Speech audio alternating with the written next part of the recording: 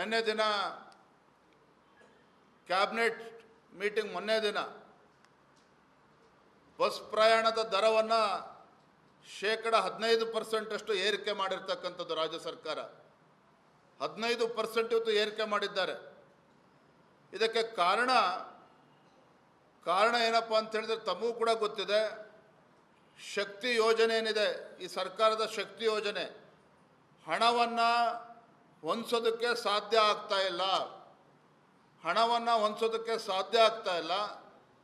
ಇದರ ಪರಿಣಾಮ ಏನಪ್ಪ ಅಂತ ಹೇಳಿದ್ರೆ ಸಾರಿಗೆ ಸಂಸ್ಥೆಗಳು ಇವತ್ತು ಸಾವಿರಾರು ಕೋಟಿ ನಷ್ಟವನ್ನು ಅನುಭವಿಸ್ತಾ ಇರ್ತಕ್ಕಂಥದ್ದು ಇದು ಬಹಿರಂಗ ಸತ್ಯ. ಸಾವಿರಾರು ಕೋಟಿಯನ್ನು ನಷ್ಟವನ್ನು ಇವತ್ತು ಎದುರಿಸ್ತಾ ಇದ್ದಾರೆ. ಸಾರಿಗೆ ಸಂಸ್ಥೆಯನ್ನು ಮುಚ್ಚಾಕ್ತಕ್ಕಂಥ ಪರಿಸ್ಥಿತಿ ಕೂಡ ಇವತ್ತು ಬಂದಿರತಕ್ಕಂಥದ್ದು ಇದು ಸತ್ಯ. ಹಾಗಾಗಿ ಇವತ್ತು ಶಕ್ತಿ ಯೋಜನೆಗೆ ಹಣವನ್ನು ಹೊಂದಿಸೋದಕ್ಕೆ ಸಾಧ್ಯ ಆಗದೇ ಇರತಕ್ಕಂಥ ರಾಜ್ಯ ಸರ್ಕಾರ ಇವತ್ತು ಸಾರಿಗೆ ಸಂಸ್ಥೆಯನ್ನು ಇಂಥ ದುಸ್ಥಿತಿಗೆ ತಳ್ತಕ್ಕಂಥ ಪರಿಸ್ಥಿತಿ ನಿರ್ಮಾಣ ಮಾಡಿದ್ದಾರೆ. ಮತ್ತು 15% ದರವನ್ನು ಜಾಸ್ತಿ ಮಾಡೋದ್ರ ಮುಖೇನ ಇವತ್ತು ಮಹಿಳೆಯರಿಗೆ ಉಚಿತ, ಪುರುಷರಿಗೆ ಅದರ ಹೊರೆ ಖಚಿತ ಅನ್ನುವ ರೀತಿಯಲ್ಲಿ ರಾಜ್ಯ ಸರ್ಕಾರ ಇವತ್ತು ಬರೆ ಎಳಿತಕ್ಕಂಥ ಕೆಲಸ ಇವತ್ತು ಮಾಡ್ತಾ ಇದೆ. ನಾವು ಪ್ರತಿ ಬಾರಿನೂ ಕೂಡ ಹೇಳ್ತಾ ಇರ್ತೇವೆ, ಒಂದು ಕೈಲಿ ಕೊಡ್ತಕ್ಕಂಥದ್ದು ಮತ್ತೊಂದು ಕೈಲಿ ಕಿತ್ಕೊಳ್ತಕ್ಕಂಥ ಯೋಜನೆನೇ ಈ ಕಾಂಗ್ರೆಸ್ಸಿನ ಗ್ಯಾರಂಟಿ ಯೋಜನೆಗಳು. ಇವತ್ತು ಹಿಮಾಚಲ ಪ್ರದೇಶ, ಇಲ್ಲಿ ಕಾಂಗ್ರೆಸ್ ಸರ್ಕಾರ ಇದೆ, ಅಲ್ಲೂ ಕೂಡ ಇವತ್ತು ಪರದಾಡ್ತಾ ಇದ್ದಾರೆ. ಹಣಕಾಸಿನ ಪರಿಸ್ಥಿತಿ ಸಂಪೂರ್ಣವಾಗಿ ಅಧೋಗತಿಗೆ ಹೋಗಿರ್ತಕ್ಕಂಥದ್ದು. ಬಹುಶಃ ಕರ್ನಾಟಕ ರಾಜ್ಯದಲ್ಲೂ ಸಹ ಇವತ್ತು ಸಿದ್ದರಾಮಯ್ಯನವರು ಅತಿ ಹೆಚ್ಚು ಬಜೆಟನ್ನು ಮಂಡನೆ ಮಾಡಿರ್ತಕ್ಕಂಥ ಗೌರವಾನ್ವಿತ ಮುಖ್ಯಮಂತ್ರಿಗಳು ಇವತ್ತು ಹಣಕಾಸಿನ ಇಲಾಖೆಯನ್ನು ನಿರ್ವಹಿಸ್ತಾ ಇದ್ದಾರೆ. ಅದನ್ನು ಕೂಡ ಸರಿಯಾಗಿ ನಿರ್ವಹಣೆ ಮಾಡೋದಕ್ಕೆ ಸಾಧ್ಯ ಆಗದೇ ಈ ರೀತಿ ರಾಜ್ಯದ ಜನರಿಗೆ ಗ್ಯಾರಂಟಿಗಳಿಗೆ ಹಣವನ್ನು ಕ್ರೋಢೀಕರಿಸಲು ಸಾಧ್ಯ ಆಗದೇ ರಾಜ್ಯದ ಬಡ ಜನರ ಮೇಲೆ, ರೈತರ ಮೇಲೆ ಇವತ್ತು ಬರೆ ಎಳಿತಕ್ಕಂಥ ಕೆಲಸ ಇವತ್ತು ರಾಜ್ಯ ಸರ್ಕಾರ ಮುಂದಾಗಿದೆ. ವಾಸ್ತವಿಕ ಸತ್ಯ ಇವತ್ತು ಮುಖ್ಯಮಂತ್ರಿಗಳು, ಹಣಕಾಸಿನ ಸಚಿವರು ಮರೆಮಾಡ್ತಕ್ಕಂಥ ಕೆಲಸ ಮಾಡ್ತಾ ಇದ್ದಾರೆ. ಈಗಲಾದರೂ ಕೂಡ ಸಿದ್ದರಾಮಯ್ಯನವರು, ಮಾನ್ಯ ಮುಖ್ಯಮಂತ್ರಿಗಳು ರಾಜ್ಯದ ಹಣಕಾಸಿನ ಪರಿಸ್ಥಿತಿಯ ಬಗ್ಗೆ ಇವತ್ತು ರಾಜ್ಯದ ಜನರ ಮುಂದೆ ಬಿಚ್ಚಿಡಬೇಕು, ಒಂದು ಶ್ವೇತಪತ್ರವನ್ನು ಹೊರಡಿಸಬೇಕು ರಾಜ್ಯದ ಹಣಕಾಸಿನ ಪರಿಸ್ಥಿತಿ ಬಗ್ಗೆ ಅಂಥೇಳಿ ತಮ್ಮ ಮೂಲಕ ರಾಜ್ಯದ ಮುಖ್ಯಮಂತ್ರಿಗಳಿಗೆ ನಾನು ಒತ್ತಾಯವನ್ನು ಮಾಡ್ತಾ ಇದ್ದೇನೆ, ಆಗ್ರಹವನ್ನು ಕೂಡ ನಾನು ಮಾಡ್ತಾ ಇದ್ದೇನೆ. ದರ ಏರಿಕೆ ಮಾಡ್ತಕ್ಕಂಥದ್ದಾಗಲಿ,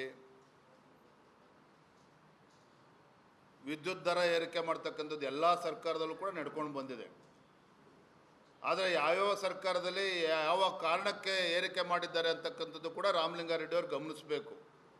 ಆದರೆ ಇವತ್ತು ನಿಮ್ಮ ಸರ್ಕಾರ, ಕಾಂಗ್ರೆಸ್ ಸರ್ಕಾರ ಇವತ್ತು ಏಕಾಏಕಿ 15% ಏರಿಸಿರ್ತಕ್ಕಂಥ ಉದ್ದೇಶ ಅಥವಾ ದುರುದ್ದೇಶ ಏನಪ್ಪ ಅಂತೇಳಿದ್ರೆ, ನಿಮಗೆ ಗ್ಯಾರಂಟಿಗಳಿಗೆ ಹಣ ಹೊಂದಿಸೋದಕ್ಕೆ ಸಾಧ್ಯ ಆಗ್ತಾ ಇಲ್ಲ. ಹಾಗಾಗಿ ಇವತ್ತು ನೀವು 15% ಏರಿಕೆ ಮಾಡ್ತಾ ಇದ್ದೀರಿ. ಇಲ್ಲ ಅಂದರೆ ಸಾರಿಗೆ ಸಂಸ್ಥೆಗಳನ್ನು ಮುಚ್ಚಾಕ್ತಕ್ಕಂಥ ಪರಿಸ್ಥಿತಿ ಬರ್ತಾ ಇದೆ. ಹಾಗಾಗಿ ಇವತ್ತು ಸಚಿವರು ನಮ್ಮ ಮೇಲೆ ಗೂಬೆ ಕೂರಿಸ್ತಕ್ಕಂಥ ಕೆಲಸ ರಾಮಲಿಂಗಾರೆಡ್ಡಿ ಅವರು ಮಾಡ್ತಾ ಇದ್ದಾರೆ.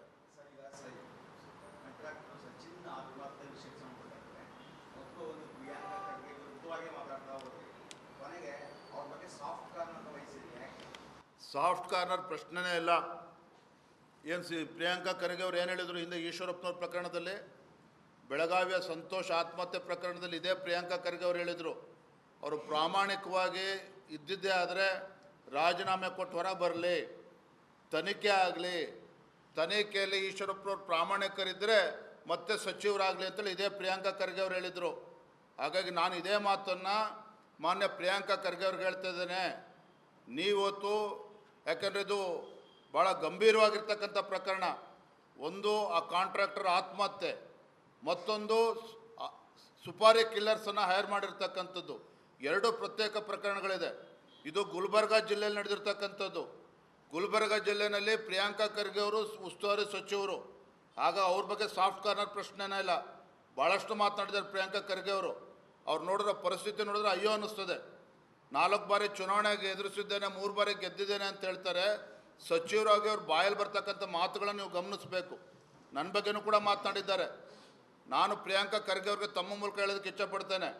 ನಾನು ಮೊದಲ ಬಾರಿ ಶಾಸಕ ಗೆದ್ದಿರ್ಬೋದು, ಆದರೆ ನಾನು ಶಾಸಕಾಗಿ ಗೆಲ್ಲುವ ಮುಂಚಿತವಾಗಿ ಕೆ ಆರ್ ಪೇಟೆನಲ್ಲಿ ಯಾವ ರೀತಿ ಚುನಾವಣೆ ಎದುರಿಸಿದ್ದೇನೆ, ಶಿರಾದಲ್ಲಿ ಯಾವ ರೀತಿ ಚುನಾವಣೆ ಎದುರಿಸಲಿ ನಮ್ಮ ಬಿ ಜೆ ಪಿ ಅಭ್ಯರ್ಥಿನ ಗೆಲ್ಲಿಸಿದ್ದೇವೆ, ಅದನ್ನು ಕೂಡ ತಿಳ್ಕೊಳ್ಳಿ.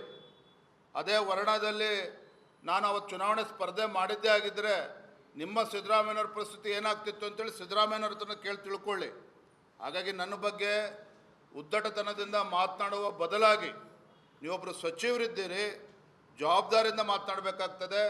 ಇಂಥ ಸಂದರ್ಭದಲ್ಲಿ ಆತ್ಮಹತ್ಯೆ ಆದಾಗ ಡೆತ್ ನೋಟಲ್ಲಿ ಸುಪಾರಿ ಕಿಲ್ಲರ್ಸ್ ಹೆಸರುಗಳನ್ನು ಉಲ್ಲೇಖ ಆದಾಗ ಗೌರವತ್ವವಾಗಿ ತಮ್ಮ ಸ್ಥಾನಕ್ಕೆ ರಾಜೀನಾಮೆ ಕೊಟ್ಟು ನಿಷ್ಪಕ್ಷಪಾತವಾಗಿರ್ತಕ್ಕಂಥ ತನಿಖೆಗೆ ಅವಕಾಶ ನೀಡಬೇಕು ಅಂತೇಳಿ ನಾನು ಆಗ್ರಹ ಮಾಡಿದ್ದೇನೆ.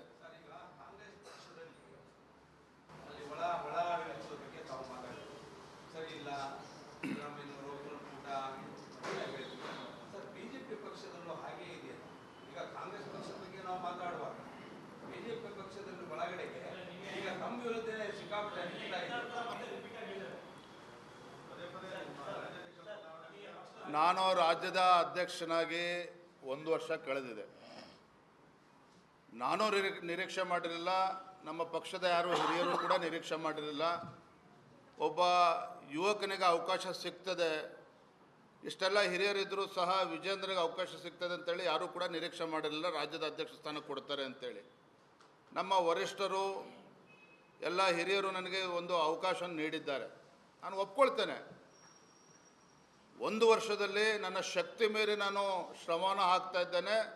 ಈ ರಾಜ್ಯ ಸರ್ಕಾರವನ್ನು ತುದಿಗಾಲಲ್ಲಿ ನಿಲ್ಲಿಸ್ತಕ್ಕಂಥ ಕೆಲಸವನ್ನು, ಭ್ರಷ್ಟಾಚಾರವನ್ನು, ಭ್ರಷ್ಟಾಚಾರ ಪ್ರಕರಣದಲ್ಲಿ ರಾಜ್ಯ ಸರ್ಕಾರನ ಬಯಲು ಮಾಡ್ತಕ್ಕಂಥ ವಿಚಾರದಲ್ಲಿ ನಾನು ರಾಜ್ಯದ ಅಧ್ಯಕ್ಷನಾಗಿ ನಮ್ಮೆಲ್ಲ ಶಾಸಕರು ಕಾರ್ಯಕರ್ತರೊಂದಿಗೆ ಬೀದಿಗಿಳಿದು ಹೋರಾಟ ಮಾಡೋದ್ರಲ್ಲಿ ನಾವು ಯಶಸ್ವಿಯಾಗಿದ್ದೇವೆ. ಎರಡನೇದಾಗಿ, ಅನೇಕ ಹಿರಿಯರ ನಡುವೆ ನನಗೆ ಅವಕಾಶ ಸಿಕ್ಕಾಗ ಅವರನ್ನು ಮನವರಿಕೆ ಮಾಡ್ತಕ್ಕಂಥದ್ದು, ಅವರ ವಿಶ್ವಾಸಕ್ಕೆ ತೆಗೆದುಕೊಳ್ತಕ್ಕಂಥದ್ದು ಈಗಾಗಲೇ ಆಗಬೇಕಾಗಿತ್ತು. ನಾನು ಕೂಡ ಒಪ್ಕೊಳ್ತೇನೆ, ಸಾಕಷ್ಟು ಸಮಯ ತೆಗೆದುಕೊಳ್ತಾ ಇದೆ. ಆದರೂ ಕೂಡ ನಂಗೆ ಸಂಪೂರ್ಣ ವಿಶ್ವಾಸ ಇದೆ. ಯಾರೋ ಕೆಲವರು 2-3 ಜನ ಮಾತನಾಡ್ತಾರೆ, ಅದನ್ನು ಬದಿಗಿಟ್ಟು ಇನ್ನೆಲ್ಲರನ್ನು ಕೂಡ ವಿಶ್ವಾಸಕ್ಕೆ ತೆಗೆದುಕೊಂಡು ಹೋಗ್ತಕ್ಕಂಥ ನಿಟ್ಟಿನಲ್ಲಿ ನಾನು ದೊಡ್ಡ ಮಟ್ಟದಲ್ಲಿ ಯಶಸ್ವಿಯಾಗಿದ್ದೇನೆ. ಮುಂದೂ ಕೂಡ ರಾಜ್ಯದ ಅಧ್ಯಕ್ಷನಾಗಿ ಪಕ್ಷವನ್ನು ಸಂಘಟಿಸಿ ಭಾರತೀಯ ಜನತಾ ಪಾರ್ಟಿಯನ್ನು ಸ್ಪಷ್ಟ ಬಹುಮತದೊಂದಿಗೆ ಅಧಿಕಾರಕ್ಕೆ ತರ್ತಕ್ಕಂಥ ನಿಟ್ಟಿನಲ್ಲಿ ಯಶಸ್ಸನ್ನು ಕೂಡ ಆಗ್ತೇನೆ.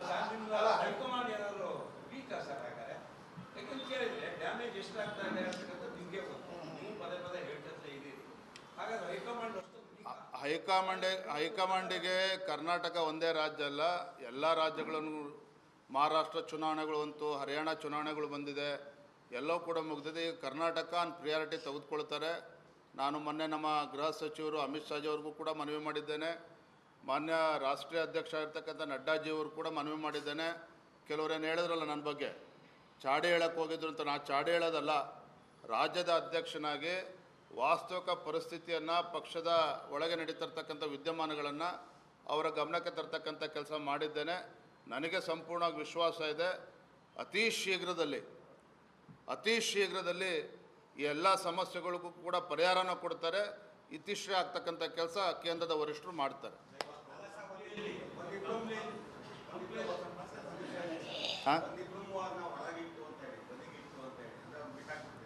ಬದಿಗಿಟ್ಟು ಅಂತ ಹೇಳಿಲ್ಲ, 1-2-3 ಜನ ಹೇಳಿಕೆಗಳು ಕೊಡ್ತಾ ಇದ್ದಾರೆ. ನಾನು ಕೂಡ ಒಪ್ಕೊಳ್ತೇನೆ. ಅವರನ್ನು ಕೂಡ ಸರಿ ಮಾಡ್ತಕ್ಕಂಥ ಕೆಲಸ ಆಗಬೇಕಾಗ್ತದೆ. ಇವೆಲ್ಲವೂ ಕೂಡ ವರಿಷ್ಠರ ಗಮನದಲ್ಲಿ ಈಗಾಗಲೇ ಇದೆ. ಎಲ್ಲರೂ ಕೂಡ ಅವರಿಗೆ ಕೇಂದ್ರದ ವರಿಷ್ಠರ ಗಮನಕ್ಕೆ ತಂದಿದ್ದಾರೆ. ಅತಿ ಶೀಘ್ರದಲ್ಲಿ ಎಲ್ಲವೂ ಕೂಡ ಪರಿಹಾರ ಸಿಗ್ತದೆ.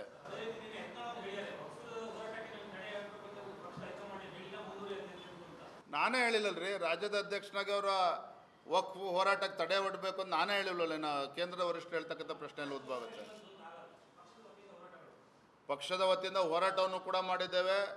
ನಮ್ಮ ಪಾರ್ಲಿಮೆಂಟ್ರಿ ಕಮಿಟಿ ಏನಿತ್ತು, ಆ ಕಮಿಟಿ ಕರ್ನಾಟಕಕ್ಕೆ ಬಂದಾಗ ವರದಿಯನ್ನು ಕೂಡ ಮಾನ್ಯ ಕಾರಜೋಳ ಅವರ ನೇತೃತ್ವದಲ್ಲಿ ನಮ್ಮ ಒಂದು ವರದಿ, ನಮ್ಮ ಮನವಿಯನ್ನು ಕೂಡ ಕೊಟ್ಟಿದ್ದೇವೆ.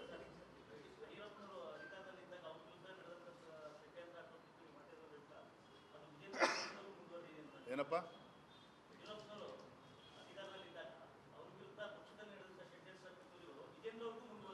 ರಾಜಕೀಯ ಪಕ್ಷದಲ್ಲಿ ವ್ಯವಸ್ಥೆಯಲ್ಲಿ ಇವೆಲ್ಲವೂ ಕೂಡ ಸಹಜ. ಅದೆಲ್ಲವನ್ನು ಕೂಡ ಜೀರ್ಣಿಸ್ಕೊಂಡು ಪಕ್ಷ ಸಂಘಟನೆ ಮಾಡ್ತಕ್ಕಂಥ ಶಕ್ತಿಯ ಭಗವಂತ ನನಗೆ ಕೊಟ್ಟಿದ್ದಾನೆ. ಹಿರಿಯರ ಆಶೀರ್ವಾದನೂ ಕೂಡ ಮಾಡಿದ್ದಾರೆ. ಅದನ್ನು ನಾನು ಯಶಸ್ವಿಯಾಗಿ ಮಾಡ್ತೇನೆ.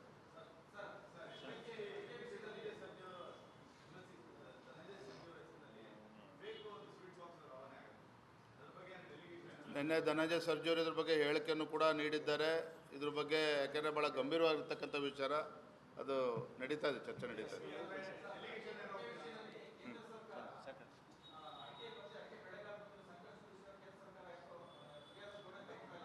ಇಲ್ಲ, ಇದ್ರ ಬಗ್ಗೆ ಸಂಸದರು ರಾಘವೇಂದ್ರ ಅವರು ಮತ್ತೆಲ್ಲ ಕರಾವಳಿ ಭಾಗದ ಮತ್ತು ನಮ್ಮ ಮಲೆನಾಡು ಭಾಗದ ಶಾಸಕರು ಎಲ್ಲರೂ ಕೂಡ ಇದ್ರ ಬಗ್ಗೆ ಚರ್ಚೆ ಮಾಡ್ತಾ ಇದ್ದೇವೆ. ಕೇಂದ್ರಕ್ಕೆ ನಾವು ಭೇಟಿ ಮಾಡಿ ಅದ್ರ ಬಗ್ಗೆ ಚರ್ಚೆನೂ ಕೂಡ ಮಾಡ್ತೇವೆ, ವರಿಷ್ಠರನ್ನು ಭೇಟಿ ಮಾಡಿ.